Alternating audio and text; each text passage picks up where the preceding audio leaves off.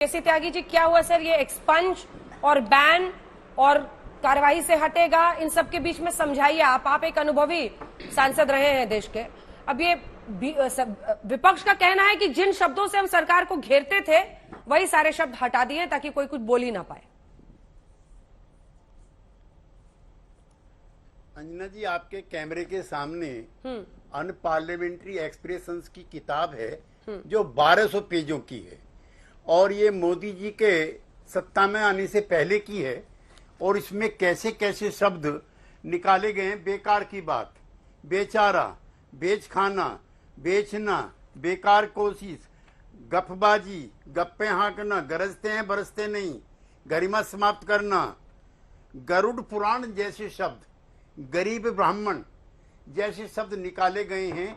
ये 1200 पेज की किताब है, भरी पड़ी है और ये जो आपका 1954 से लेकर अब तक की छपी हुई है, कांग्रेस के शासनकाल की है। इसको मैं इस्तेमाल करता हूं कभी कभी।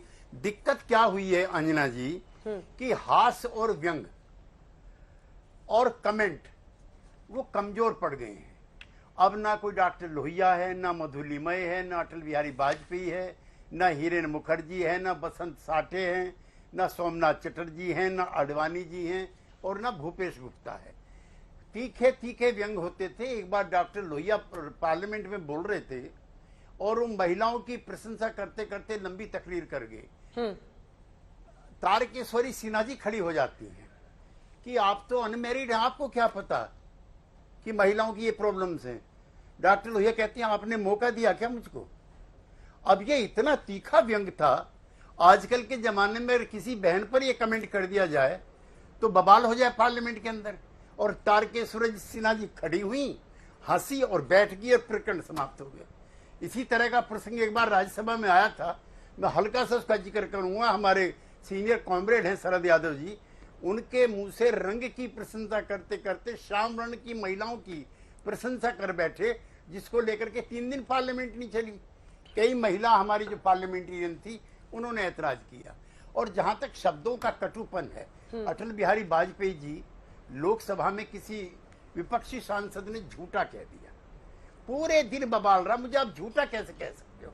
आप कह सकते हो मेरी बात में सच्चाई नहीं है, आप कह सकते हो मेरा वचन जो है ठीक नहीं है, मैं क्यों झूठ बोलूंगा, मैं किसके लिए झूठ बोलूंगा, झूठ बोल के मुझको क्या मिला? तो ये शब्दों के जो प्रहार थे उनकी प्रखरता कमजोर हुई है। और जो सवाल हैं, जनता के सवाल हैं, अब ये हमारे यहाँ गांव की कहावत है, चोर तो बोल ले, छलनी भी बोल ले जिसमें 56। अब ये अनपार्लियामेंट्रियन क्यों होना चाहिए? चोर चोर मोसेरे भाई, ये अनपार्लियामेंट्री क्यों होना चाहिए? ये लोग कहावतें। हम जिन जनता का रिप्रेजेंटेशन करते हैं वो ग्रामीण है, वो अनपढ़ है, वो अनएजुकेटेड है, वो साक्षर नहीं है। हमारे गांव में तो भाषा इस्तेमाल होती है। ठीक है, पूछते हैं। अब मैं चाहता ये हूँ, चाहे पुराने शब्द हैं नए शब्द हों, इस पर बैठ करके दोबारा डिबेट होनी चाहिए। ठीक है प्रियंका जी, आपने ट्वीट किया, अगर कहे तो क्या कहे, अगर कहे तो कहे क्या, बोले तो बोले क्या? कैसे लग रहा है? क्योंकि सुधांशु जी तो ये कह रहे हैं कि पहले से अलग अलग जगहों पर लोकसभा, राज्यसभा, विधानसभाओं में जो इस तरह का एक्सपंज हुआ है उसका कंपाइलेशन डेटा है ये। प्रियंका जी, मैं बस यहाँ पर एक चीज कहना चाहूंगी, कंपाइलेशन डेटा में कहाँ हिपोक्रेसी जैसा शब्द अनपार्लियामेंट्री हो गया?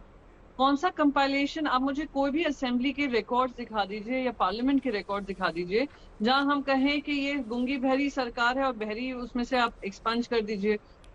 तो ये तो मुझे बिल्कुल वही दिन याद आ जाते हैं कि जब इतिहास की किताबें हम पढ़ते हैं, जहाँ पे जब ब्रिटिश राज था, ब्रिटिश हुकूमत थी और हम लोग स्वतंत्रता सेनानी लड़ रहे थे, तो जब जेलों में भरे जाते थे और वो चिट्ठियां लिखते थे, उनके वर्ड्स को सेंसर कर दिया जाता था।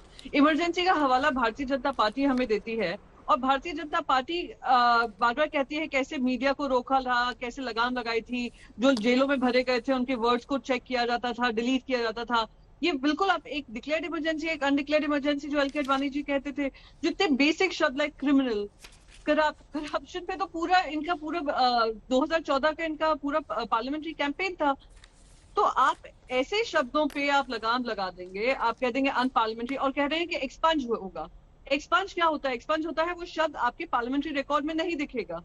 तो आज अगर 10 साल आगे जाकर हम पार्लियामेंट्री रिकॉर्ड उठाएंगे, लेट्स से किसी भी विपक्षी नेता का, उनके पास ये आएगा कि ये गूंगी बहरी सरकार, गूंगी डॉट सरकार है, झूठे वादे, झूठ पे आप पाबंदी लगा देंगे। तो आप डेमोक्रेसी में ये सारे जो शब्द हैं जो पार्लियामेंट्री अनपार्लियामेंट्री कह रहे हैं, वो तो हमारे रोज के चयन में भी यूज होते हैं। स्कूलों में भी किसी को अगर झूठा कह दिया जाता है तो स्कूल की टीचर नहीं रोकती हैं।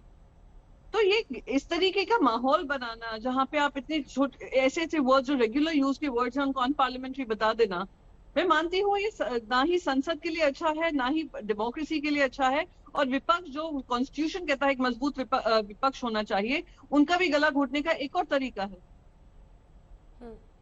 सुधांशु जी, हम लोग भी बहस करते हैं तो अक्सर होता है कि ये शब्द मत बोलिए, ये अनपार्लियामेंट्री है। अब इतनी लिस्ट आपने कह दी है, मैं तो सोच रही थी आज सवाल में क्या पूछूं, कौन सा शब्द बचाऊं, कौन सा शब्द इस्तेमाल करूं। देखिए, अनपार्लियामेंट्री का सिर्फ देश की संसद तक नहीं, उसकी जो गहराई है और जहां तक वो पहुंचता है वो आम आदमी की भाषा में भी पहुंचता है, इतना अर्थ है उसका। इसके बाद में फौरन आ रही हूं, आप मेरे साथ दो और सांसद बैठे हुए हैं। सुधांशु जी, इसका जवाब दीजिए। और जो उन्होंने बातें उठाई है, जब आपने कार्यवाही से उसको निकाल दिया तो आपने विपक्ष के दांत तो एकदम ही वो कर दिए।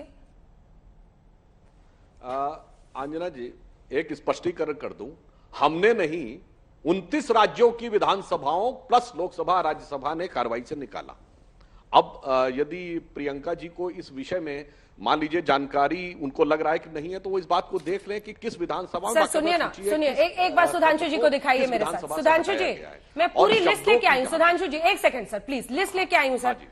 हिपोक्रेट, ये जो वर्ड अभी हिपोक्रेसी पर बात हो रही थी, ही इज अ हिपोक्रेट, ये ऑस्ट्रेलिया हाउस ऑफ रिप्रेजेंटेटिव्स में 26/2/2020 को कहा गया। Hypocrite word New South Wales LC, ये भी 2020 में कहा गया। Member called a hypocrite by member interjecting Victoria LC में ये कहा गया। अब ये बताइए, इन देशों में कहा गया और हमारे यहां एक्सपंज हो रहा है। आप तो कहते हैं कि हम वक्त के हिसाब से हालातों को, परिस्थितियों को बदलते हैं, क्या ढो रहे हैं हम, क्यों ढो रहे हैं ये? जी अंजना जी, यही तो मैं आपसे कह रहा हूं, फिर आपको स्पष्ट कर रहा हूं। कॉमनवेल्थ कंट्रीज के भी पार्लियामेंट्री ऑफिसेस शेयर करते हैं, एक्सपंज नहीं हो रहा है, यह सिर्फ रेफरेंस आया है। और केसी त्यागी जी ने भी बताया 1200 पेज है। अब मैं एक लॉजिकल बात कहता हूं, तो अगर एक सेकंड सर, एक सेकंड सुधांशु जी, फिर ये एक सेकंड सर, एक काउंटर क्वेश्चन है सर, प्लीज प्लीज। अगर अनपार्लियामेंट्री, नहीं सर प्लीज, अगर अनपार्लियामेंट्री हो गया, कुछ बोल दिया, अगर एक्सपंज नहीं करेंगे आप तो क्या करेंगे? आप कह रहे हैं एक्सपंज नहीं होगा तो क्या होगा? अनपार्लियामेंट्री ये जो लिस्ट आपने जारी करी है, इसका औचित्य क्या है सर, क्या करेंगे? हाँ, मैं औचित्य बता रहा हूं। ये हर साल जारी होती है इसलिए कि एक रेफरेंस होता है कि ये शब्द कभी ना कभी एक्सपंज किए गए हैं किसी न किसी रेफरेंस में। अब अगर 1200 पेज हैं, अंजना जी अच्छा बताइए, एक पेज पे कितने शब्द आते हैं? मिनिमम 100, 150, 200 शब्द तो आते होंगे। तो इसका मतलब 25,000 शब्द पार्लियामेंट्री हो गए, या मिनिमम 12,000 तो हो ही गए। 12,000 तो हमको आपको शब्द नहीं आते होंगे भाई। इसलिए मैं कह रहा हूं, इस पे जो वितंडावाद मचा रहे हैं तो तकनीकी पक्ष हुआ। अब जैसे कि अभी कहा गया तो हम बोले तो क्या बोले, बताएं क्या क्या बोले। अब सुनिए, बोले तो क्या बोले। वो लोग जिन्होंने अभी मौत की बात कही और हिटलर की मौत और कुत्ते की मौत जैसी बात कही, उन्होंने किसी प्रकार की कोई प्रतिक्रिया नहीं की। वो पूछते बोलने के लिए तो बहुत कुछ है। जिन्होंने टुकड़े टुकड़े करने की बात कही, 2007 से मौत के सौदागर से लेकर टुकड़े टुकड़े करने और मौत के प्रकार बचाने वाले लोग यदि कहते हैं कि हमें बोलने की स्वतंत्रता नहीं है, तो मुझे बहुत हंसी आती है। और अभी केसी त्यागी जी इतने वरिष्ठ व्यक्ति हैं, उन्होंने पुराने कितने रेफरेंसेस बताए। और मैं पुनः रिपोर्ट कर रहा हूं, बाल बुद्धि शब्द यदि बैन किया गया तो बाल बुद्धि तो हमारे लिए हथियार था ना बोलने के लिए, क्योंकि मुझे यहां बैठे किसी व्यक्ति या करोड़ों दर्शकों को बताने की जरूरत नहीं है कि यदि संसद या विधानसभा में बाल बुद्धि शब्द प्रयोग होगा तो उसका संदर्भ कहां की तरफ जाएगा। इसलिए मैं ये कहना चाहता हूं कि जिन लोगों ने संसदीय मर्यादा, भाषाई मर्यादा को ध्वस्त करने के कीर्तिमान बनाए हैं पिछले दिनों में, वो लोग आकर उस रेफरेंस पे जो उनके दौरे हुकूमत से आया हुआ है और परमानेंट एक प्रोसेस में आता है, इसका अर्थ ये नहीं कि वो बैन ही हो जाता है, उसके ऊपर यह वितंडावाद कर रहे हैं। यह अपने आप में दुर्भाग्यपूर्ण और विपक्ष के द्वारा एक छोटा सा जवाब फिर शांतनु दा के पास जाना है मुझे, विषयों को लेकर उनकी परंपरागत नीति के अनुरूप। प्रियंका जी, मैं यहाँ पर बस उनसे यही कहूंगी, कौन सा संसद के अंदर यूज होता है और कौन सा बाहर स्पीच रैलीज में होता है। ऐसे तो मैं लाखों अनगिनत आपको एग्जांपल्स दे सकती हूँ जो बीजेपी ने भी मर्यादा पार की हुई। आप वो नई बात करिए कि जो पॉलिटिकल रैलीज में यूज होता है। मैं पार्लियामेंट, स्पेसिफिकली आपको पार्लियामेंट के अंदर की बात कर रही हूँ। और मेरा तो मानना यह है कि अगर किसी असेंबली में ये वर्ड्स का इस्तेमाल करके उसको एक्सपंज किया गया है, तो स्पीकर हैज एवरी रिस्पॉन्सिबिलिटी कि वो पूरा उनको कहें कि ये वर्ड अनपार्लियामेंट्री नहीं हो सकता है, कि ये रोज के चयन में आता है। आप कहते हैं हिपोक्रेसी, करप्ट, क्रिमिनल, लाइज, झूठ, नौटंकी, नाटक, सब अनपार्लियामेंट्री है, तो विपक्ष कौन सी भाषा का इस्तेमाल कर सकता है?